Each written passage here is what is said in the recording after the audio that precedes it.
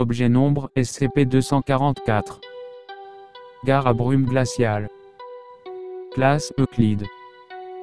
Procédure de confinement spécial, quand il n'est pas en phase de test, SCP-244 doit être placé dans une salle avec son propre thermostat, maintenu à une température de 38 degrés Celsius minimum.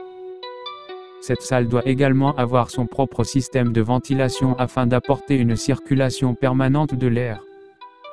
SCP-244 doit être posé sur une balance reliée à une alarme, afin que tout changement brutal de son poids dû à un retrait soudain de son couvercle ou à un déplacement de SCP-244 puisse être immédiatement détecté.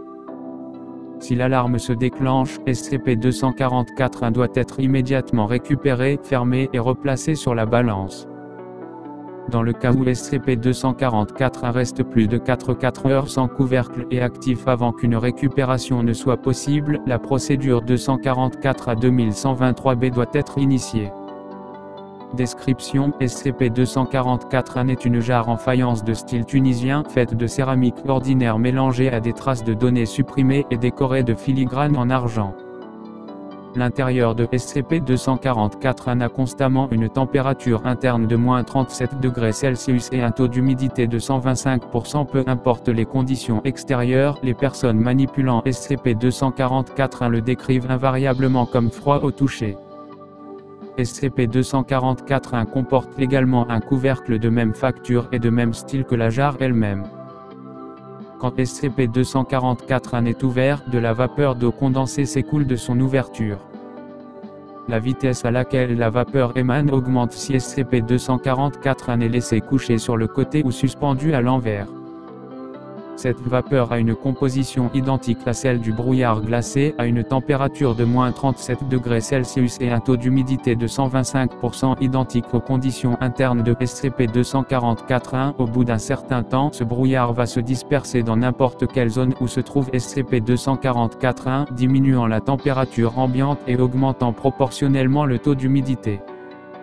Le temps que prend SCP-244 pour remplir une zone de brouillard varie selon la taille de l'espace, la quantité d'humidité déjà présente dans l'air et la température au moment où SCP-244 est ouvert.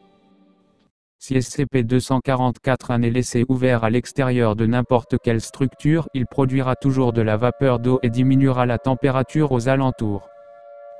Néanmoins, cet effet peut être considérablement diminué ou renforcé par les effets du soleil, du vent, de la topographie locale et ou de la végétation locale. Tous les endroits où SCP-244 a changé la température et l'humidité à -37 degrés Celsius et 125% de taux d'humidité présentent un risque de rencontrer SCP-244-2, ce risque étant directement proportionnel au temps pendant lequel la zone a été embrumée. SCP-244-2 est une entité gazeuse et mobile, ayant l'apparence d'un nuage dense de brouillard grisâtre. Il n'a toujours pas été déterminé si SCP-244-2 utilise le brouillard de SCP-244 comme camouflage ou s'il fait partie intégrante du dit brouillard. L'imagerie thermique montre que SCP-244-2 est bien plus froid que son environnement alentour. La façon dont SCP-244-2 se déplace est inconnue, mais les tests et les observations ont mis en évidence le fait que SCP-244-2 reste habituellement immobile à moins qu'il n'y ait une source de chaleur à proximité. SCP-244-2 est attiré par n'importe quelle source d'énergie thermique et va se déplacer de façon à envelopper ces sources. À cause de sa propre température interne anormalement froide, tout objet qui entre en contact direct avec SCP-244-2 surgèle dans la plupart des cas.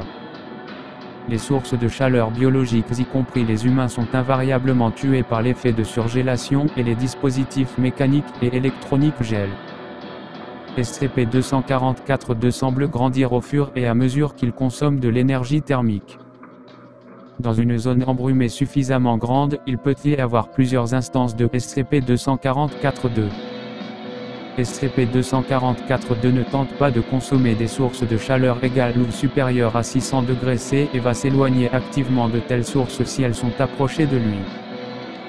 Pour cette raison, SCP-244-2 est facilement repoussé par le feu de bois ou par les feux venant d'autres carburants combustibles. Il a été observé que SCP-244-2 se disperse lorsqu'il est exposé à de grandes concentrations de chaleur pendant une courte durée. Historique, SCP-244-1 a d'abord été découvert dans une base militaire récemment désertée par l'insurrection du chaos, où il avait complètement rempli le sous-sol avec du brouillard glacé et au moins 2 manifestations de SCP-244-2. Il a été récupéré par le Dr Mori avec l'assistance du groupe de travail mobile Beta 62. On ignore si l'insurrection du chaos avait placé SCP-244-1 dans le sous-sol comme une sorte de tactique de diversion ou s'ils étaient eux-mêmes à sa recherche. Addendum, peu importe de quoi SCP-244-2 est composé, ça n'est certainement pas de la vapeur d'eau normale. À ces températures, l'eau ordinaire deviendrait obligatoirement solide, ce que ferait aussi la plupart des gaz.